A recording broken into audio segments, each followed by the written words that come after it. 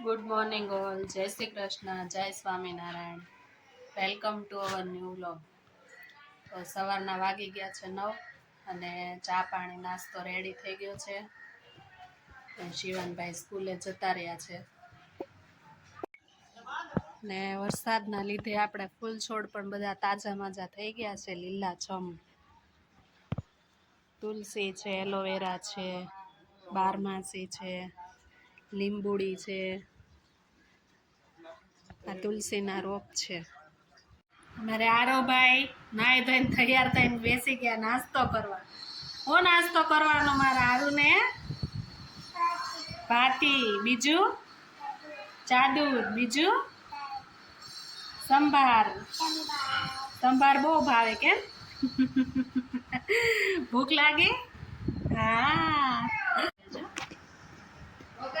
સવારના વાગી ગયા છે 10 અને આપણે કામકાજ પતાવીને ફ્રી થઈ ગયા છીએ. આરુભાઈને પણ ચા નાસ્તો થઈ ગયો છે. થઈ ગયો નાસ્તો? હવે ઢોલકા વગાડવાના કેમ? ગણપતિ બાપા આવવાના છે ને કાલે. હા, એટલે આરુ ઢોલ લઈને બેસી ગયો અત્યારમાં. કોણે લઈ દીધું ઢોલ?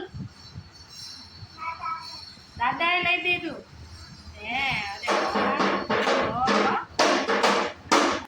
બપોરના વાગી ગયા છે 11:30 અને શિવાનભાઈને લઈને ઘરે આવી ગયા છીએ.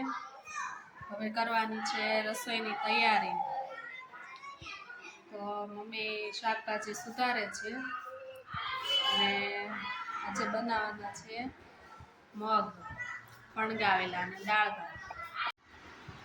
તો આપણે બેસી ગયા છીએ જમવામાં છે આજે દાળ ભાત, મગ, રોટલી, સલાડ છે, ચોખાના લોટના પુડલા, રવાના પુડલા છે. સાંજનું બેટર વધ્યું હતું એટલે. ચાલો બધા જમવા. હા, શિવાને એનું ઢોલ કાઢ્યું છે. ક્યાં હતું તારું ઢોલ? બેડમાં હતું ને? બેડમાંથી કાઢી લીધું એમ ને? હારું શું કરે? તો જો આ રાતના બધા જમવા બેસી ગયા છે. 8 વાગ્યા છે. હું બનાવ્યું શિવાન? ભાખરી પીઝા. મોજ પડી જાય કેમ આજે? બધાના ફેવરિટ. ભાખરી પીઝા ખાવાનું ચાલુ છે કામકાજ.